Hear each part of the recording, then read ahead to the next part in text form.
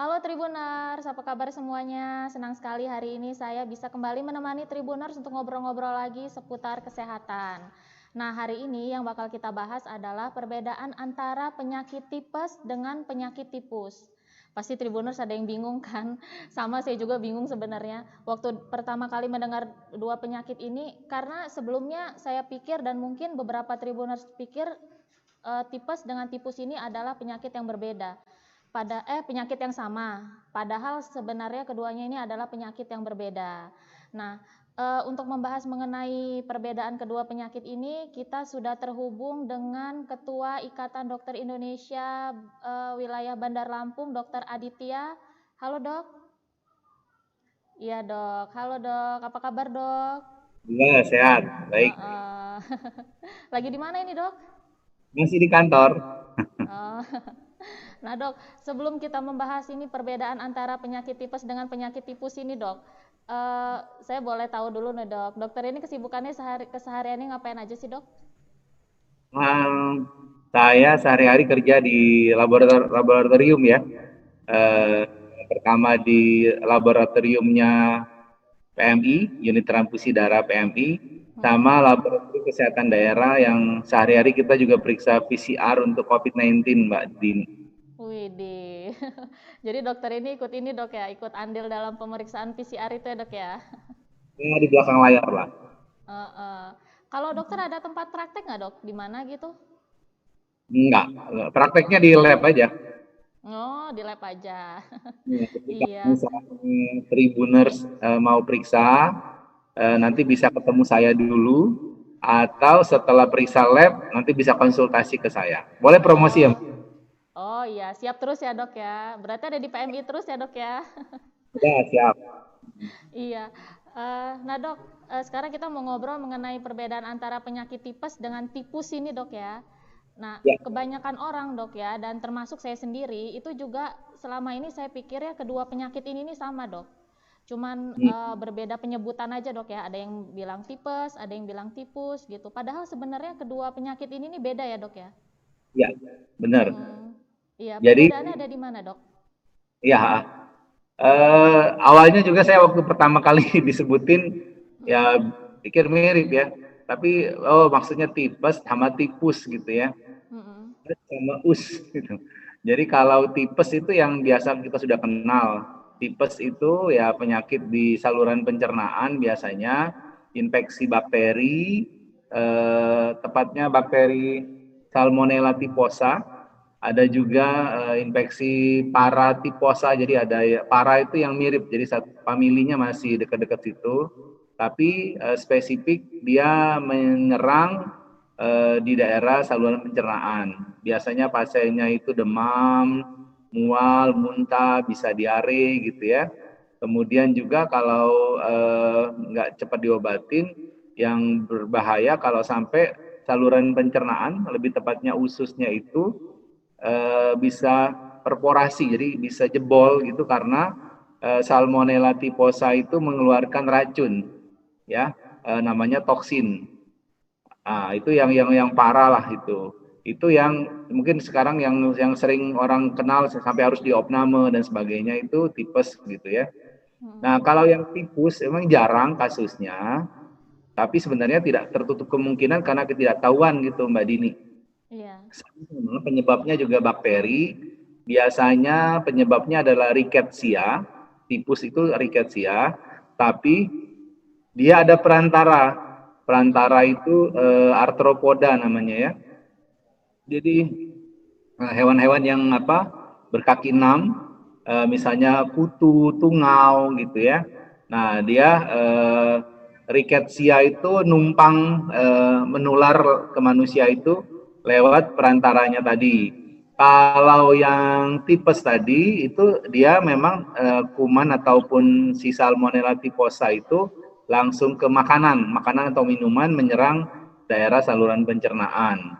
Jadi saya ini lagi tadi yang ke tipus tadi, karena memang kasusnya jarang, mungkin tidak sadar dan biasanya itu dia tidak separah tipes. Jadi tipus itu tapi biasanya wujudnya itu dia juga bikin kayak kulit gitu ya, jadi ruam, kemudian juga demam juga ya, bisa mual muntah juga sebenarnya, tapi banyak ininya karena tipes itu tergantung dia nyerang di daerah mana si rickettsia itu gitu, Mbak Dini. Oh ya. Nah, sekarang kita ke tipes dulu ya, Dok ya. Gimana sih, Dok, orang itu kok bisa kena tipes gitu, Dok? Apa dari, banyak yang bilang sih dari makan sembarangan gitu, karena dari udara yang nggak bersih. Itu benar nggak, Dok? Ya, tadi kan dia saluran pencernaan, Mm-mm. jadi jalurnya itu kalau nggak makanan dan minuman, bukan udara ya.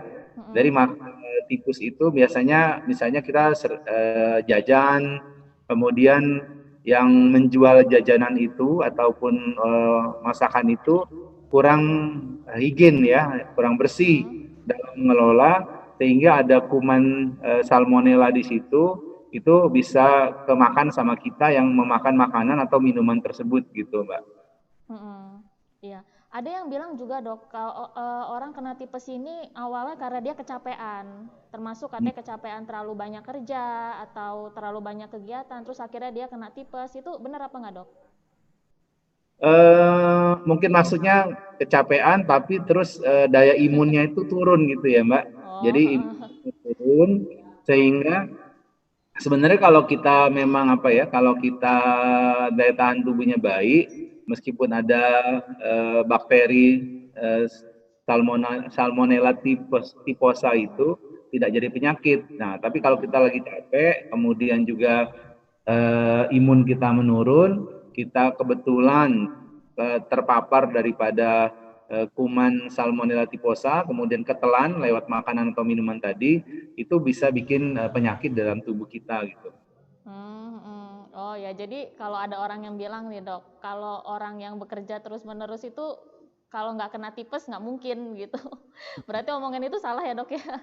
Nggak, asal orang kerja tapi misalnya bisa menjaga makanan ya, nggak Mm-mm. makan sembarang, kemudian daya tahan tubuhnya juga dijaga, sih harusnya sih sehat-sehat saja. Iya.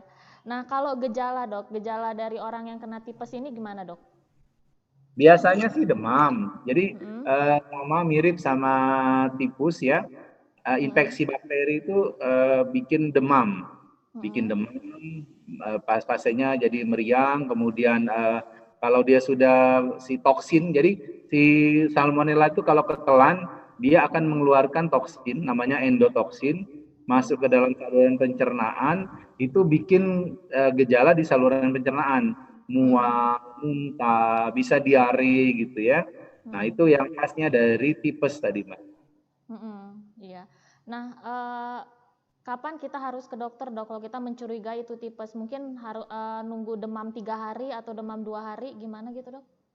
Ya, jadi gini, eh, dulu sih sebenarnya yang bersangkutan berkaitan dengan laboratorium yang bisa kita kerjakan ya. Mm-mm. Kalau kalau kalau kalau mungkin Mbak Dini ya mungkin pernah dengar ada namanya Widal, tes Widal ya. Tes Widal Mm. itu memang spesifik untuk tipes. Nah, itu bisa kelihatan karena kan yang diukur itu titer antibodinya. Jadi Mm-mm. kalau memang tipes itu positif, kalau dia diperiksa antigen O dan antigen H-nya tipes itu lebih dari 320 itu di hari ketiga, keempat dan seterusnya. Makanya kalau Mm-mm. baru sehari 2 hari, kadang-kadang sih kalau periksa Widal juga tidak diketemukan gitu ya. Nah, Mm-mm. tapi seiring berjalannya waktu, laboratorium juga makin mengembangkan dirinya. Sekarang ada namanya itu pemeriksaan yang salmonella, anti salmonella. Anti salmonella itu 2 hari aja sudah kelihatan. Jadi dia positif atau negatif tipes itu kita sudah bisa lihat di hari kedua gitu. Mm-mm. Nah, kalau yang kemarin tuh, jadi kalau memang baru sehari banget, memang nggak akan ketemu ya. Karena Mm-mm. baru hari pertama itu kita pasti nganggap itu cuma demam biasa. Sebaiknya juga teman semuanya mungkin ya kalau demam ya minum obat demam, kalau mual muntah minum obat mual muntah. Tapi kalau setelah diminum obat itu hari kedua, hari ketiga tambah parah, ya sebaiknya sih harusnya konsul ke dokter atau langsung ke cek laboratorium gitu, Mbak Dini. Mm-mm. Iya. Nanti ketika udah dinyatakan tipes gitu dok, apa harus dirawat di rumah sakit atau bisa rawat jalan dok? Ya, jadi tergantung penyakitnya juga dan kondisi pasiennya ya. Jadi biasanya kalau karena dia tuh yang menonjol itu mual, muntah, apalagi sampai diare. Kalau anak-anak itu apalagi yang sampai apa ya, takutnya dehidrasi, itu sebaiknya sih diopname. Karena kan kita akan memberikan infus atau cairan. Tapi kalau misalnya anak-anak itu juga makan, minum masih mau ya, kemudian masih kooperatif, masih bisa kita kita berikan asupan makanan dan minuman yang memadai, sebenarnya bisa dirawat di rumah gitu ya. Tapi kalau memang tidak bisa, karena kita takut juga kan kalau dehidrasi itu berbahaya, bisa ancamannya kematian dan kalau tidak paling enggak masalah ginjal. Nah itu pada bayi dan anak-anak kita agak rawan gitu kalau tidak diopname. Nah kalau orang dewasa, kalau tidak ada tanda-tanda dehidrasi, meskipun mual, muntah, kita bisa misalnya berikan obat mual, obat muntah, kemudian kita juga bisa berikan anti Salmonella typhosa, seharusnya bisa dirawat di rumah. Nah, kalau memang demamnya tinggi sekali, kemudian juga ada tanda-tanda yang saya bilang tadi ya, yang kita takut tadi tipes itu kan bikin perforasi atau ususnya jadi bocor gitu. Nah, itu kan kelihatan panas tinggi, kemudian kita pegang perutnya ada nyeri tekan, itu juga kita harus opname karena kita akan memantau apa perlu tindakan bedah atau tidak gitu loh. Jadi tergantung sekali Mbak Dini kondisi pasien. Iya. Nah, setelah diobati ini kan pasien ini kan bisa sembuh total ya dok ya? Jadi gini, jeleknya si Salmonella typhosa itu kan dia mengeluarkan toksin. Nah, toksin itu akan mengendap dalam usus si pasien. Kalau kita periksa anti Salmonella itu kadang-kadang sampai berbulan-bulan sih benar-benar hilang. Jadi harus hati-hati. Jadi kalaupun sudah sembuh gitu, kita tetap sarankan tadi saya lupa bahwa orang-orang kena tipes itu kan juga harus dijaga makanannya ya, terutama makan itu jangan yang keras, jangan pedas, jangan asam gitu ya. Perbanyak konsumsi makanan-makanan yang lembut gitu ya. Nah, kalau misalnya meskipun sudah sembuh, sudah dikasih obat, itu ada kemungkinan karena toksinnya itu benar. Jadi si salmonella itu kan mengeluarkan toksinnya itu masih nempel di usus kita sampai waktu yang lumayan, ada pernah buku bilang sampai 3 bulan, ada 2 bulan, ada sebulan. Jadi orang-orang yang tipes itu harus tetap lebih hati-hati, lebih aware tentang makanan yang akan dikonsumsi gitu.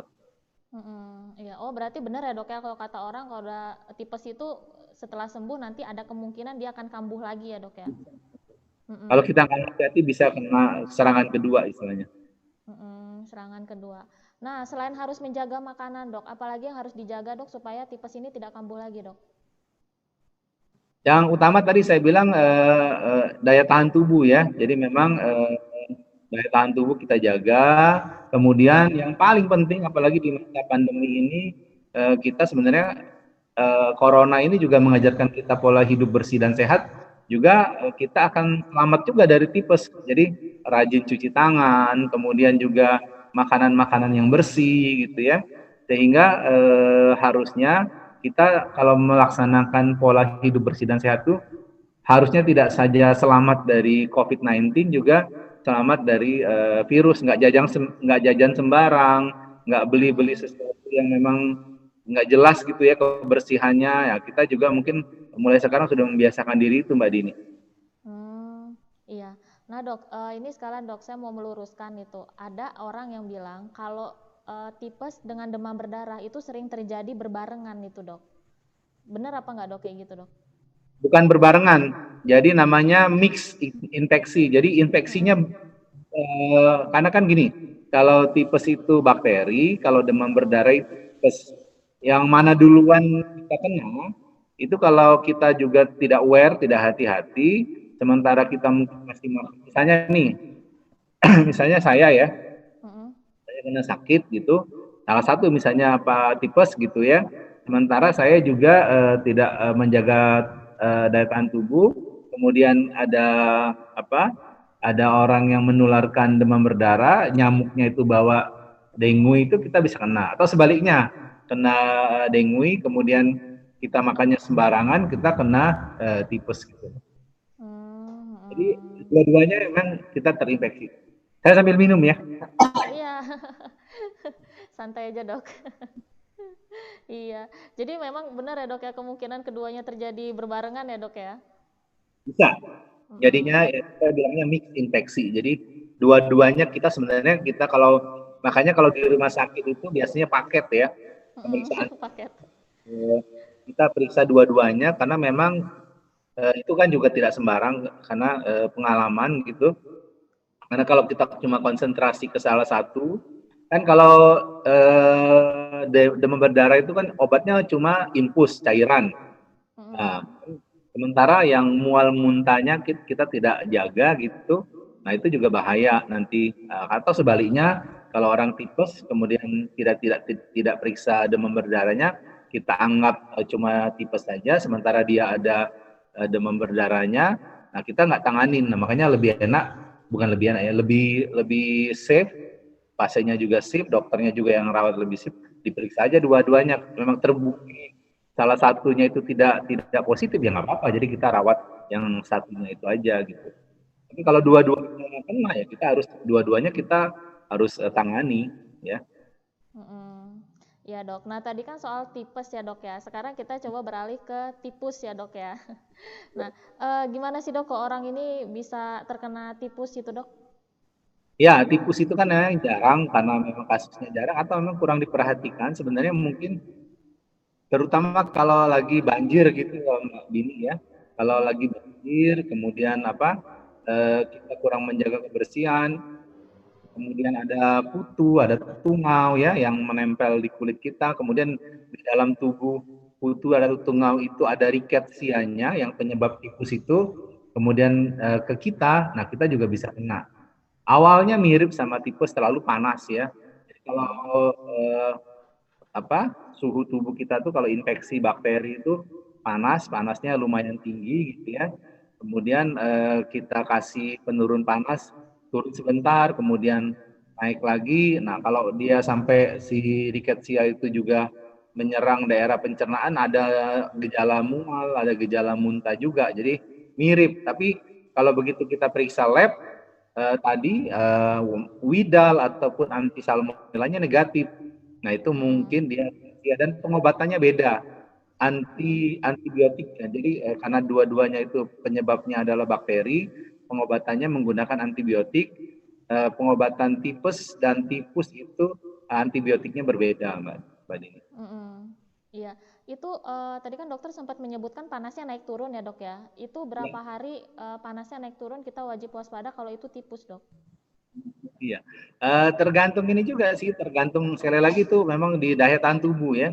Kalau daya tahan tubuh kita baik, ya seharusnya kan tubuh tuh punya pertahanan, kita punya senjata-senjata yang disiapkan Tuhan itu, misalnya leukosit ya, ada sel-sel yang sel mas, sel yang akan menghadapi bakteri-bakteri itu kalau memang baik sih, dia tidak akan mengejala dalam tubuh kita. Tapi kalau daya tahan lagi turun, kemudian juga kita juga mungkin ada faktor stresnya juga gitu ya, karena capek dan sebagainya, itu makin menurunkan imunitas, gejalanya akan makin menjadi-jadi dan makin cepat.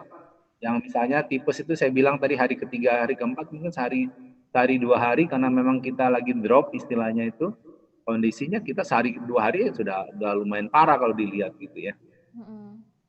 Iya. Nah, tungau ini butuh perawatan tipus ini butuh perawatan di rumah sakit nggak dok untuk tergantung juga kalau memang dia menyebabkan sakit kulitnya lebar gitu ya, kemudian juga ada infeksi demam, kemudian juga dia perlu misalnya ada mual muntah yang hebat, kita perlu melaksanakan infus dan sebagainya sih sebaiknya diopnamekan. Tapi kalau makan masih mau, minum masih mau, kemudian juga bisa kita pastikan bisa menjaga kebersihan ya, mungkin pakaian, makanan atau minuman memang bisa dijaga higienisitasnya, ya bisa juga dirawat di rumah. Mm-mm. Iya, saya kan sering mendengar dok itu ada tungau di kasur gitu dok ya. Itu jadi salah satu penyebabnya dok ya, bisa ya? Iya, betul. Iya. Jadi dia bisa tungau, bisa kutu, atau bahasa apa ada namanya caplak ya. Jadi kayak Mm-mm. yang lebih kecil juga. Nah itu juga si rickettsia itu bisa nempel di perantara itu di hewan-hewan arthropoda tadi. Iya. Itu tadi saya agak kurang jelas dok. Itu kalau dia terkena dari tipus itu kulitnya itu gimana dok? Apa ada ruam-ruam merah atau gatal atau gimana? Ya, jadi memang mungkin yang membedakan sama tipes, kalau di tipus itu, kalau memang kan dia karena yang dibawa sama hewan yang berjalan itu ya, jadi kan misalnya menyerang kulit dulu sebelum masuk dalam tubuh, kemudian kebetulan nih kulitnya itu juga sensitif dengan racun atau toksin dari rickettsia itu, maka akan terbentuk ruam. Kemudian kalau misalnya ada infeksi lain di situ, misalnya kan di tubuh kita itu kan banyak sekali flora-flora normal yang ada di atas permukaan kulit, ada jamur juga, kemudian kita mungkin kurang menjaga kebersihan kulit dan sebagainya. Jadi itu kayak si rickettsia itu bikin lobang di dalam kulit sehingga infeksinya makin dalam dan mungkin makin banyak ruam-ruam yang akan terjadi dan makin banyak juga eh, hal-hal yang lain yang menyerang kulit. Jadi tidak aja si rickettsia-nya, bisa jamur, bisa bakteri-bakteri kulit yang lain gitu karena memang si kulit itu sudah terbuka karena sudah digigit sama si kutu atau tungau tadi, Mbak Dini. Mm-mm. Nah ini kalau untuk ke dokternya dok, bisa ke dokter umum atau harus ke dokter kulit itu dok?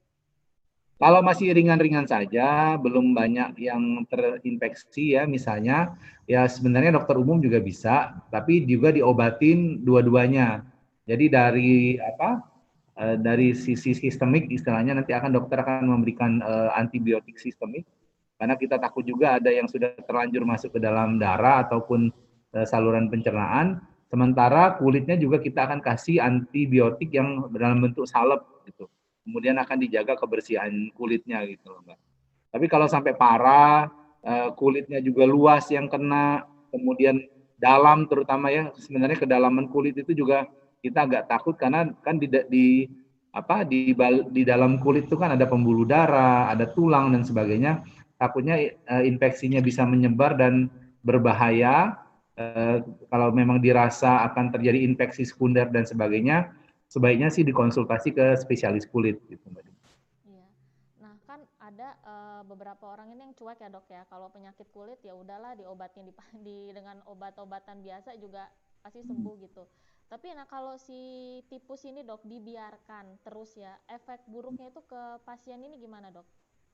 Ya itu kalau memang ya saya nggak nyalain kalau misalnya memang yakin memang penyakit kulitnya misalnya ya cuma jamur, ada demam gitu ya atau cuma alergi. Pokoknya identifikasinya tuh kalau sakit kulit kemudian demam apalagi demamnya tinggi hati-hati. Jadi sebaiknya diobatin sendiri, harus diobatin ke dokter lah paling enggak ya. Kalau memang eh, cuma karena misalnya karena panu gitu ya, karena jamur, karena alergi, ya nggak apa-apa. Kita bisa beli obat-obat warung ataupun obat-obat yang ada di apotik. Tapi kalau begitu ada demam, apalagi misalnya itu kan si kutu dan tungau itu kan berjalan itu Mbak Dini. Jadi Mm-mm. kan ketemu juga misalnya dia di kulit, bisa ke saluran kemih, bisa ke saluran pencernaan, jadi gejalanya juga lebih lebih banyak ya. Jadi tidak tidak spesifik kayak tipes. Jadi memang tipes ini memang dokternya harus lebih jeli juga melihat Mm-mm. misalnya orang ada kelainan kulitnya, oh sambil dilihat jangan-jangan dia sudah menjalar ke daerah-daerah lain. Nah itu juga harus ditanganin gitu. Iya. Nanti kalau tidak ditanganin dia efek terburuknya ke pasien ini apa nanti dok? Nah, Dampak tergantung terburuknya. ya, tergantung dia menyebabkan apanya. Kalau misalnya memang saluran kemih ya nanti kan infeksi saluran kemih misalnya ya. Mm-mm. Kalau di saluran pencernaan dia akan infeksi saluran pencernaan.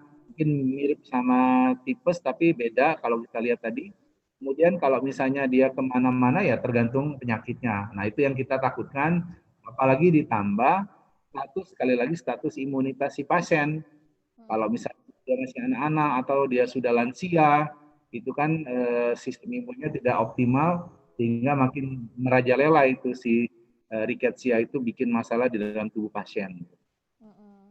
Ini cara mencegahnya supaya kita nggak terkena tipus ini gimana dok? Apalagi tungau itu kan dia bisa dibilang itu saya pernah lihat sekali itu di video itu dia binatang yang tipis banget gitu dok ya. Artinya dia nggak kelihatan, memang dia kecilnya seperti lalat gitu, tapi dia tipis bener loh, dengan mata kalau nggak dilihat banget tuh dia nggak bakal kelihatan gitu loh dok. Nah selain kita menjaga kebersihan dok, itu ada lagi nggak dok yang bisa kita lakukan bisa nggak biar nggak terkena tipus ini dok? Karena memang dia itu biasanya kan pada musim banjir ya, jadi jangan main anak-anak terutama misalnya begitu banjir malah jadi mainan gitu ya. Jadi itu bisa bahaya juga. Kemudian kalau memang bisa dijaga mandinya juga pakai sabun. Kemudian juga kalau bisa bukan ini ya yang antiseptik gitu ya. Kemudian selalu menggunakan air bersih, baik untuk makan, minum, apalagi untuk mandi gitu ya. Kemudian juga jangan melakukan hal-hal yang memang kita tidak mengerti. Misalnya misalnya kan anak-anak, karena misalnya anak-anak yang sering main di air, tapi airnya air kotor, kemudian juga atau misalnya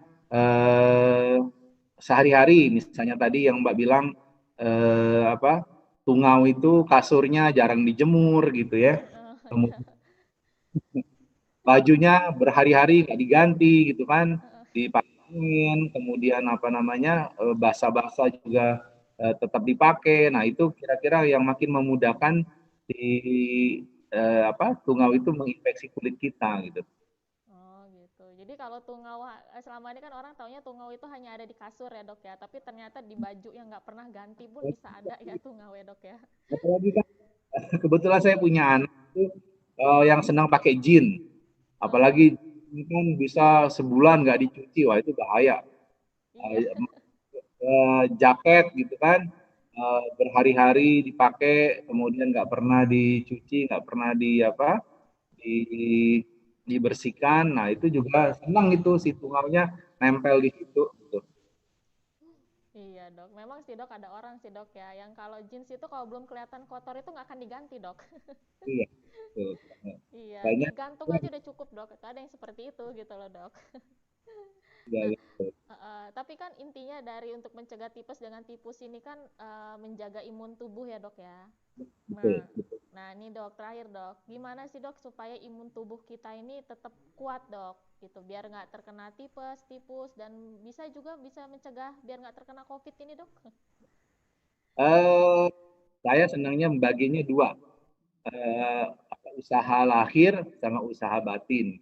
Lahir itu ya dengan makan bergizi ya, kemudian olahraga, cukup istirahat, itu semua deh sudah hafal.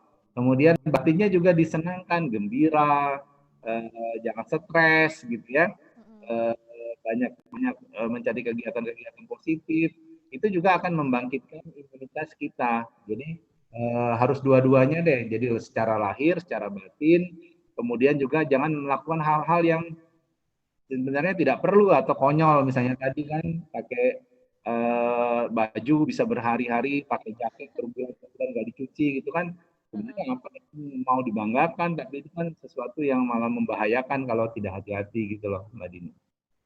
Iya, gitu. Baik dok, gitu aja dok ya. Terima kasih banyak ya dok ya atas waktunya dok ya. Iya, makasih banyak loh dok. Padahal kita belum pernah ketemu, tapi dokter sudah bersedia bertemu virtual dengan saya dok. Nanti lain kali saya main ke PMI ya dok ya. Ya, ditunggu ya. Iya dok, pasti ke sana dok. Dekat kok dok dari Tribun. Ya. Iya. Nah Tribuners itu tadi obrolan kita dengan dokter Aditya. Ya semoga obrolan tadi bisa memberikan informasi kalau selama ini ternyata tipes dengan tipus itu adalah penyakit yang berbeda. Nah, itu tadi obrolannya. Saksikan live saya besok dengan makeup artis di Bandar Lampung.